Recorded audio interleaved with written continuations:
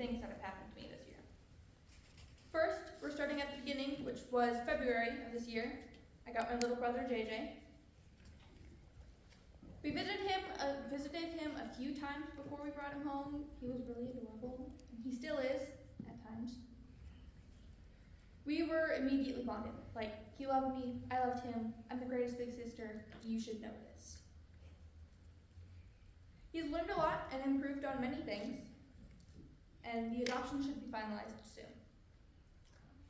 The second thing that happened was I got my job as a barista at Starbucks. At first I was always nervous because when you work at a coffee shop and there's a million people coming in, you can never move fast enough. You could be doing a million things at once and it never feels like you're moving fast enough. There's always something else you could be doing. But eventually it became muscle memory, so now I can do a million things at once and sort of feel like I'm going fast enough. I made a lot of new friends at my work that I would do pretty much anything for, within reason. One of them who became a best friend / brother. Which brings me to my third topic. My best friend / older brother, Cal. We started off as co-workers, then quickly became best friends when we realized we know what the other is thinking without having to say it. We got really fast at reading each other's facial expressions and body movements of what we need to do, which makes us really fast at work, which is awesome. Now we hit September, license month. On September 16th, I got my license. I passed my drive test on the first try, which I was quite proud of myself for. I actually had my car before I had my license. It's a 2006 Hyundai Tucson. When I first got it, it was my grandpa's, and he may or may not have pulled off all of the door handles, and we had to replace all of them, interior and exterior. At one point, most of them were gone, and my driver's side door handle was trying to come off. I was like, I don't want to pull that, or else I might get locked out of my car. So I crawled in through the trunk. Not very comfortable, don't recommend that. Then my dad had to fix the struts on my car because it felt like I was riding a horse every time I went over a bump. But now it feels like a normal car, which is awesome. We also had to replace the spark plugs and ignition coils. Yeah, the ignition coils, which I forget the name of every single time I try to say them. I always try to say engine coils, ignition coils.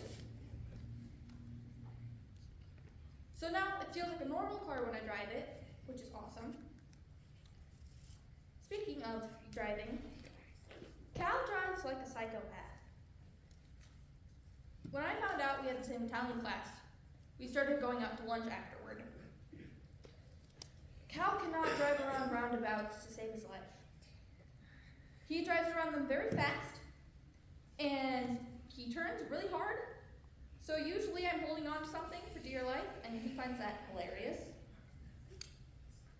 We have finally hit the highlight of my year, which showed up at the beginning of October, well, September of 3 years ago. I got the most amazing boyfriend I could have ever asked for. He's sweet, funny, loving, and a downright gentleman. He opens all doors for me, calls me gorgeous, and tells me he loves me. Our first date was actually him teaching me how to shoot a compound bow. And if that doesn't tell you who it is, I'll make it pretty simple. It's Carson. It's our Carson. We spend a lot of time together, and one of my favorite pastimes is sitting in his truck and listening to him sing. The day I introduced Cal and Carson was the day my life got interesting, per se.